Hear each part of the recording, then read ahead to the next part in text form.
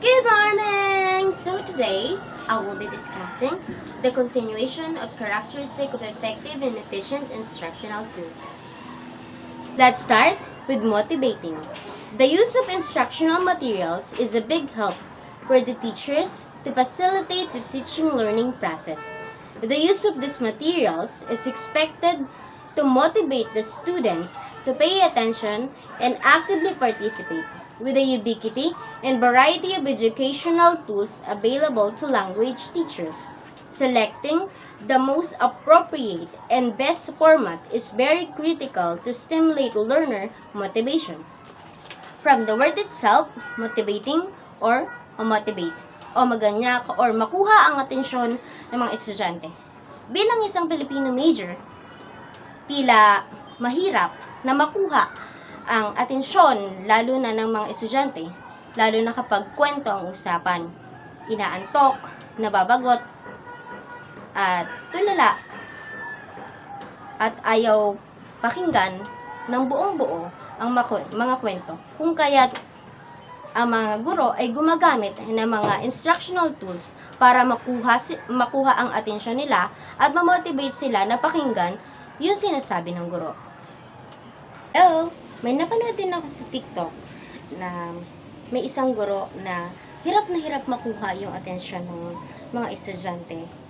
At ang lesson nun ay tungkol sa sea creatures or mga isda. Or sa Disney, si Ariel.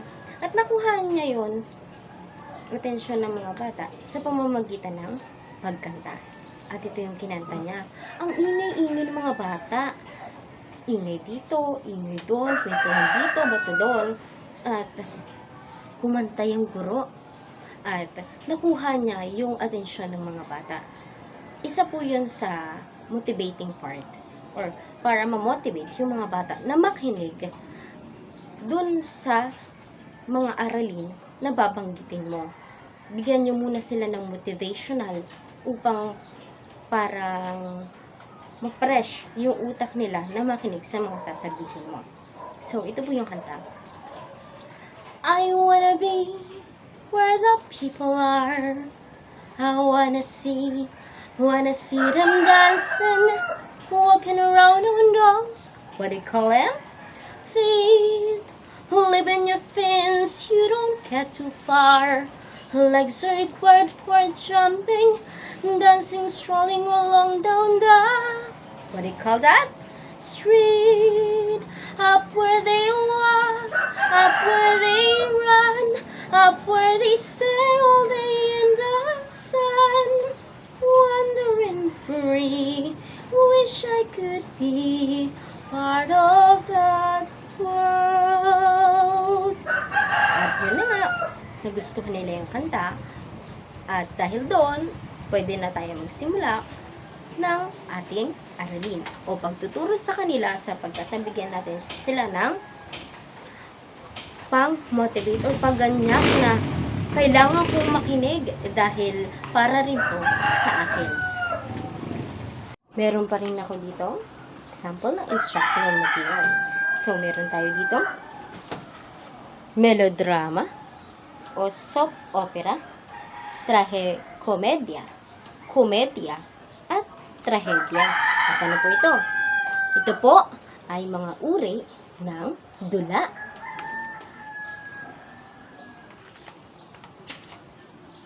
Meron pa rin po ako dito barrage flower. So, ang barrage flower po ay sumisimbolo sa courage o katapangan.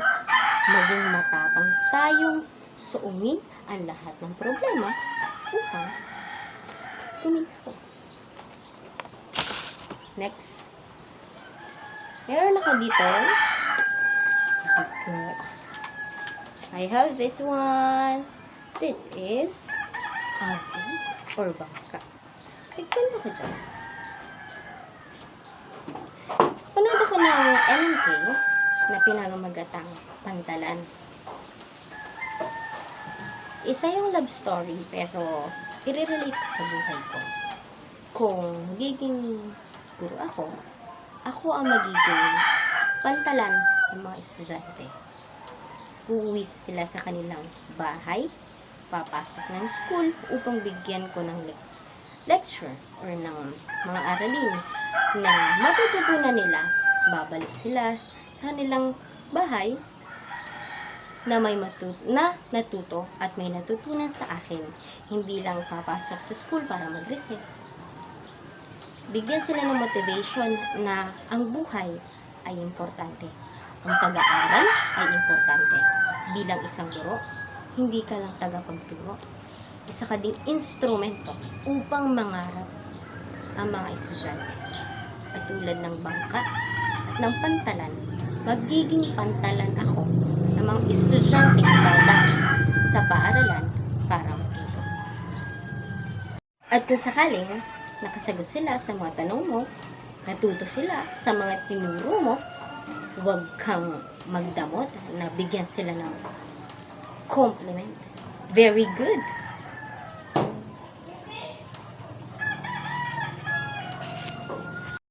Another one po is multisensory.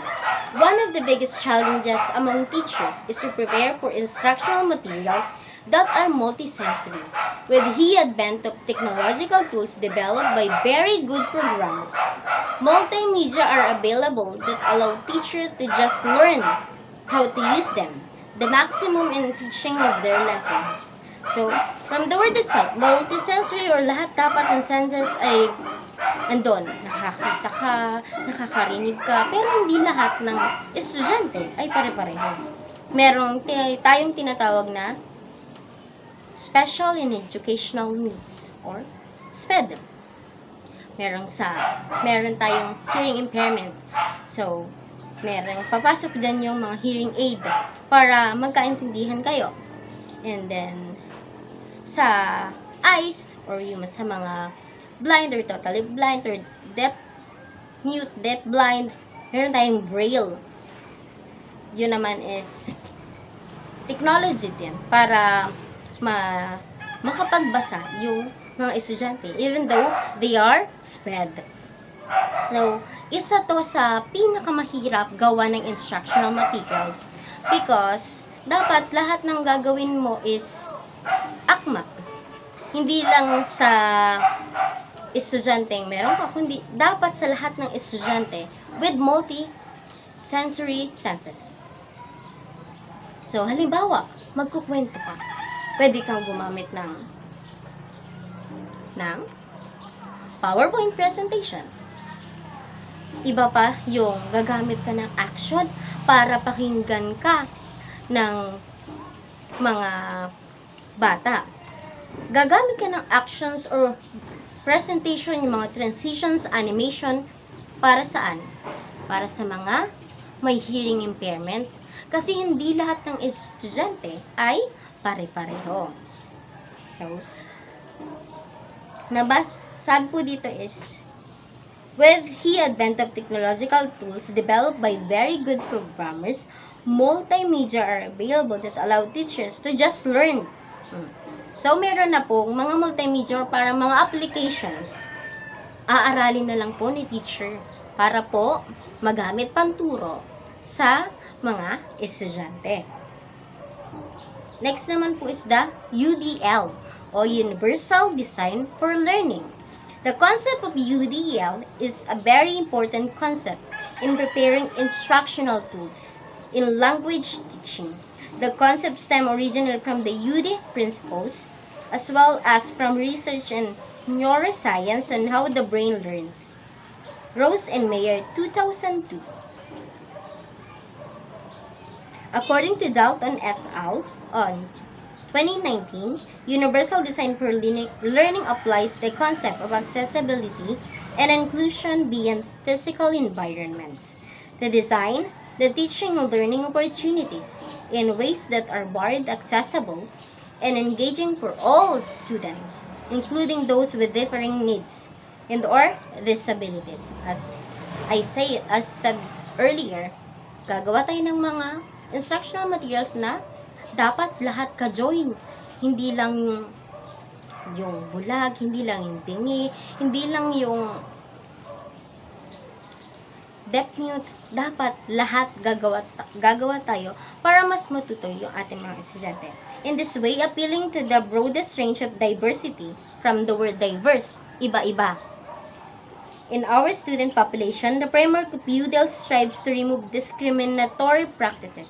So, with the use of UDL, discrimination, mawawala yung discrimination. As the learning needs of most students are taken into account when instruction is designed. Professional practitioners and academicians were able to share their thoughts about UDL principles. These principles are very important for us to appreciate how we can integrate the concept in our ICT pedagogy integration. From the word integration, integrate. So, let's talk about the concept in our ICT pedagogy integration. Letter A is the National Disability Authority, year 2020. The National Disability Authority cited the following 7 principles of universal design which were developed by Ronald Mace and group in North Carolina State University. Principle 1 is equitable use. The design is useful and marketable to people with diverse abilities. From the diverse, iba-iba. Meron ding guidelines na nasabi dito na develop ni Ronald Mace. Letter A is provide the same means of use of all users identical whenever possible, equivalent when not. B is avoid segregating or stigmatizing any users. C is give provision for privacy, security, and safety should be equally available to all users. And letter D, make the design appealing to all users. Next is Principle 2, flexibility in use. The design accommodates a wide range of individual preferences and abilities. Meron din guidelines. Letter A, provide a choose in methods of use. Letter B, accommodate right or left-handed access and use. So, paggagawa ng mga ICT, so dapat kadyoin lahat. Yung gagamit ng right hand or left hand, dapat akma yung gagawin. Next is letter C, facilitate the user's accuracy and precision. Letter D, provide adaptability to user's pace. Masaya ang magturo. Masaya sa pakiramdam na natuto ang mga estudyante mo kung paano ka magturo at ano ang way ng pagtuturo mo. Lalo na kung teknolohiya ang gagamitin. Madaming applications for motivations.